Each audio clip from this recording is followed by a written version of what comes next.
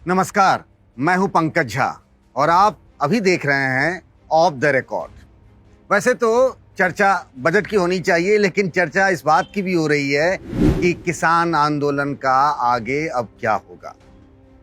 हालांकि बजट में भी किसानों का ख्याल रखे जाने का दावा किया जा रहा है। हम बात शुरू करें उससे पहले प्रधानमंत्री नरेंद्र मोदी के 2 बयानों को जोड़कर देखना चाहिए। मैं खुद उस वक्त बनारस में था, जिसे वाराणसी भी कहते हैं। किसान आंदोलन तब शुरू ही हुआ था और प्रधानमंत्री मोदी ने कहा था कि हमें छल से नहीं, गंगा जल से काम करना चाहिए। यानी काम करने के तरीके के बारे में। छल की जब वो बात कह रहे थे तब उनका कहीं न कहीं इशारा विपक्ष की तरफ था। वही प्रधानमंत्री मोदी 2-3 दिनों पहले सर्वदलीय बैठक में, यानी बजट सत्र शुरू होने से पहले जब सभी पार्टियों के नेताओं की बैठक हुई, तब उन्होंने कहा कि I am just a call away from farmers. यानी सिर्फ एक फोन की दूरी है उनके और आंदोलनकारी किसानों के बीच। इसका मतलब क्या हुआ? आप जो समझ रहे हैं, मैं भी वही समझने की और समझाने की कोशिश करता हूं। जब तक बात हरियाणा और पंजाब तक था, किसान आंदोलन का रिश्ता और नाता वहां तक था, तब तक तो बात ठीक थी। ऐसा लग रहा था कि सरकार भी अपने रवैये पर अड़ी हुई है और किसान भी। हालांकि बातचीत का दौर तो जारी था दोनों ही तरफ से, और कह भी दिया गया था सरकार की तरफ से कि हम 1.5 साल तक इस नए तीनों कानून को स्थगित रख रहे हैं, जिस पर किसान नेता अड़े हुए थे कि नहीं, पूरा का पूरा कानून आप रद्द करिए। लेकिन जब एक नया पता आ गया किसान आंदोलन का, सिंघू बॉर्डर और टिकरी बॉर्डर के अलावा जब गाजीपुर की जो बॉर्डर है वो आया लाइमलाइट में, मीडिया में हेडलाइन बन गया, तब प्रधानमंत्री की चिंता बढ़ी, क्योंकि मामला यूपी का था। और राजनीति में एक बहुत पुरानी कहावत है कि दिल्ली की सत्ता का रास्ता यूपी की राजधानी लखनऊ से होकर जाता है, और यहीं खतरे की घंटी बज गई बीजेपी के कैंप में। और ये सब हुआ तब जब राकेश टिकैत, जो भारतीय किसान यूनियन के राष्ट्रीय प्रवक्ता हैं, आमतौर पर किसी पार्टी के प्रवक्ता की इतनी प्रसिद्धि नहीं होती है, जब अचानक एक किसान संगठन के राष्ट्रीय प्रवक्ता देखते ही देखते कुछ ही देर में देश भर ही नहीं, दुनिया की मीडिया में छा गए। उनका वो रोना और उनका भावुक होना पूरे किसान आंदोलन को एक नई दिशा दे गया। और अब देखिए, आप इसकी आलोचना करिए, कुछ लोग आलोचना कर रहे हैं, कुछ लोग उसके समर्थन में हैं, लेकिन जो सच है वो सच ही रहता है। सच का कोई दूसरा स्वरूप नहीं होता है। आप देखिए, जितने भी नेता हैं विपक्ष के, वो आने लगे गाजीपुर बॉर्डर पे। वो अभय चौटाला हों, या फिर शिरोमणि अकाली दल के प्रकाश सिंह बादल हों, कांग्रेस के दीपेंद्र हुड्डा हों, आम आदमी पार्टी के संजय सिंह हों, या फिर आरएलडी के जयंत चौधरी हों, सारे नेताओं की चौकड़ी बैठने लगी राकेश टिकैत की। राकेश टिकैत देखते ही देखते ना किसान आंदोलन की धुरी बन गए, जिसके चारों तरफ विपक्ष के नेता मंडराने लगे। और अब तक जो कहा जा रहा था कि किसान आंदोलन गैर राजनीतिक है, वो गैर राजनीतिक नहीं रहा, इसमें भी कोई दो राय नहीं है। सबने राकेश टिकैत के साथ गाजीपुर बॉर्डर पर जो मंच बना हुआ किसानों का, उसको साझा किया, सबने समर्थन की बात कही। बात यहीं खत्म नहीं हुई। मैं लेकर चलता हूं आपको मुजफ्फरनगर। मुजफ्फरनगर, जिसका नाम दंगों के बाद पूरी देश और दुनिया ने देखा। जो दंगे 2013 में हुए थे, उसके बाद से कैसे यूपी की राजनीति बदल गई कि दंगों के बाद 14 साल का वनवास खत्म हो गया और यूपी में बीजेपी का राज आ गया। उसके पीछे की सबसे बड़ी वजह थी मुजफ्फरनगर का दंगा। और वहीं से कह सकते हैं कि राष्ट्रीय राजनीति में मोदी को भी एक चुनावी टॉनिक भी मिला। योगी भी आए इस राजनीतिक परिदृश्य में, और फिर देखते ही देखते सब कुछ बदल गया। 2014 के लोकसभा चुनाव के नतीजे आप सबको पता है कि यूपी के लोकसभा की 80 सीटों में से कितनी सीटें बीजेपी ने जीत ली अपना दल के साथ मिलकर।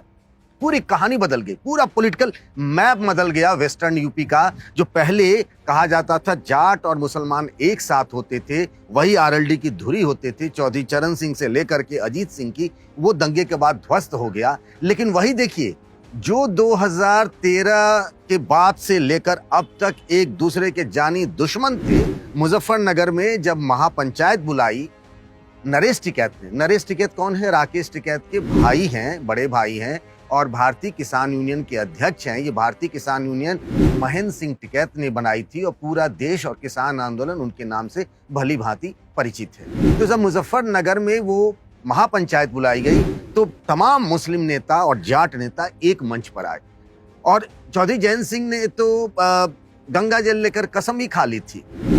खैर, मुजफ्फरनगर में जो महापंचायत बुलाने का सिलसिला शुरू हुआ वो मुजफ्फरनगर से पहुंच गया बागपत, आज बिजनौर में हो रहा है, 5 तारीख को शामली में होगा, फिर कहीं कहीं होता जा रहा है।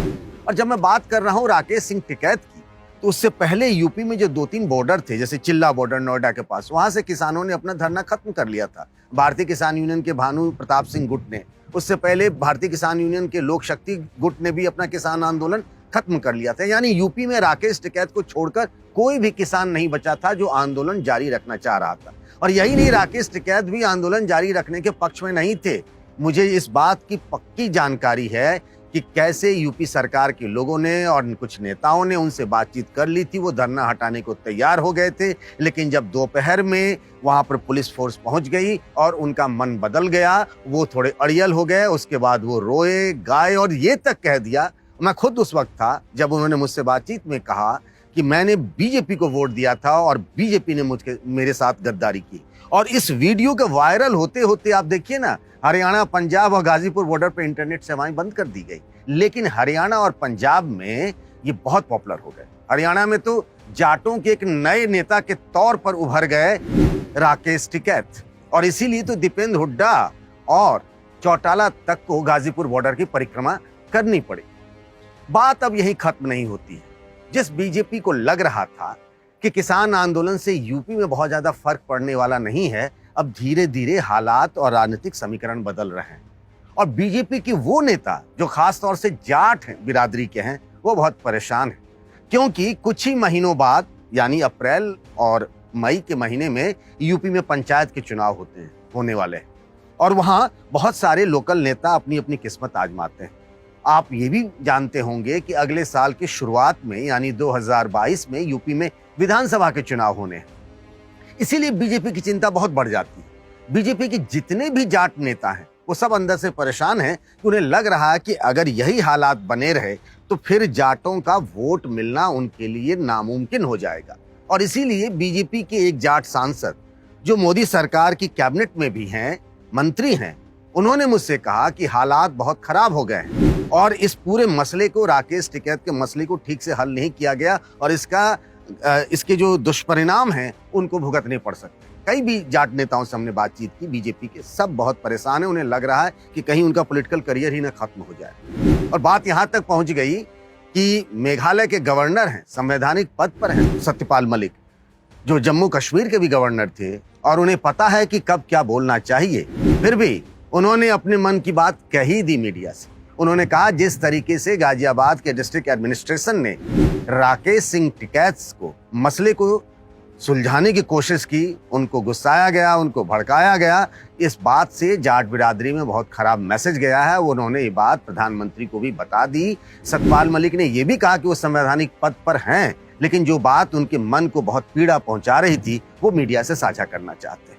तो जो दूर, बहुत दूर मेघालय में जाट बिरादरी के गवर्नर हैं, संवैधानिक पद पर हैं, वो भी अपनी मन को नहीं रोक पाए। ये हालात हैं कि पश्चिमी यूपी में जाटों की अच्छी खासी आबादी है, वोटर है। और देखिए कि यही 2019 के चुनाव में मुजफ्फरनगर में आरएलडी के अध्यक्ष थे चौधरी अजीत सिंह, चुनाव लड़ रहे थे लोकसभा का, और बीएसपी सपा का गठबंधन और आरएलडी का गठबंधन था, दोनों विपक्षी पार्टियों का समर्थन था। इसके बावजूद भी आरएलडी के अध्यक्ष चौधरी अजीत सिंह चुनाव हार गए संजीव बालियान से। लेकिन अब बदले हुए हालात में लग रहा है बीजेपी की जाट नेताओं को कि हालात खराब हो सकते हैं। तो एक तरीके से प्रधानमंत्री की चिंता इसी बात को लेकर के है कि एक बार अगर माहौल खराब होने लगेगा तो फिर वो कहां जाकर ठहरेगा, ये बताना बहुत मुश्किल काम है। इसीलिए जो प्रधानमंत्री 2 महीना पहले कुछ उनके मन में कुछ और था, जैसे ही ये किसान आंदोलन की आंच पंजाब और हरियाणा से निकल करके यूपी तक पहुंचने लगी, उनके कान खड़े हो गए और फिर उन्होंने अपनी वो मन की बात कही कि भाई मैं किसानों से बात करने को तो सरकार तैयार है। यहां लेकिन बीजेपी में 2 खेमे हैं यूपी में। एक को लगता है कि इस आंदोलन को, राकेश सिंह टिकैत के आंदोलन को सख्ती से निपटना चाहिए, एक मैसेज जाएगा। उनको यह भी लगता है कि अगर जाट मुसलमान के साथ गए तो गैर जाट जो दूसरी बिरादरी है पश्चिमी यूपी में, जैसे सैनी हो गया, शाक्य हो गए, आपको बताऊं कश्यप हो गए, इन सब की गोलबंदी होगी तो उन्हें फायदा हो सकता है। ऐसा मुझे उस इलाके के कई सांसदों ने बताया कि इसका फायदा हो सकता है। लेकिन अगर जाट नेताओं से बात करें तो वो कहते हैं कि नहीं, इसके नतीजे बहुत खराब हो सकते हैं। और अगर यूपी में बीजेपी गड़बड़ाई या डगमगाई तो फिर इस डगमगाने से, बीजेपी के कमजोर होने से मोदी पर भी फर्क पड़ता है। अगले साल यूपी में विधानसभा के चुनाव हैं, यहाँ पंचायत के चुनाव होने हैं। इसीलिए धर्म संकट में है बीजेपी कि हम आखिर राकेश सिंह टिकैत से कैसे निपटें। और फिलहाल राकेश सिंह टिकैत किसान आंदोलन में एक मजबूत नेता बनकर उभरे हैं। जो गोली चलाने की बात कह रहे थे, गोली चलाने की बात कह रहे थे, उन्होंने रोते रोते ही वो काम कर दिया कि अब किसान आंदोलन का एक नया और मजबूत ठिकाना बन गया है गाजीपुर बॉर्डर।